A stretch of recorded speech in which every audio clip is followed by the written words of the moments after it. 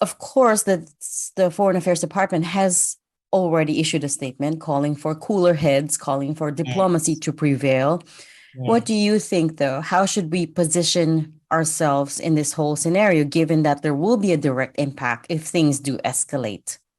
Right. And everybody is hoping they will not escalate.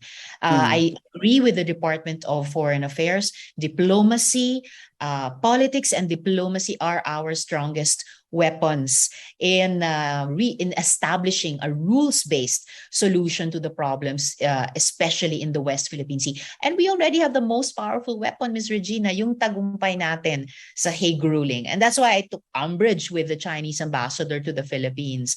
Napakawala sa lugar niya to so-called remind us of what we ourselves, or what is our business, what is Filipino business, an independent and interdependent foreign policy upholding Filipino interest first in our national territory. I mean, imagine you are an ambassador of your country in a foreign country and you tell the host country what policy to sustain. He was so out of line, out of place, and I just had to call his attention on that. My minority leader, Koko Pimentel, did the same.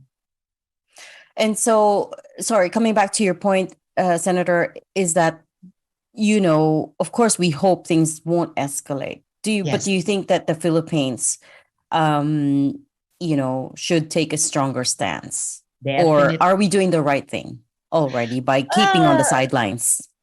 No, and we are not on the sidelines actually, because China's aggression in the West Philippine Sea and the disrespect her ambassador here has shown clearly shows that we are not on the sidelines. We are front and center of this attack on the fishing rights of Filipino fisherfolk in the West Philippine Sea. Filipino interests in terms of priority options over the rich energy resources, oil and gas in the West Philippine Sea. China's militarization, creation of artificial islands using our own marine resources, and then militarization of those artificial islands to stake her unlawful claims in our part of the ocean. We are not on the sidelines. So certainly I welcomed before Foreign Affairs Secretary Manalo's great statement on the 6th anniversary of the Hague ruling.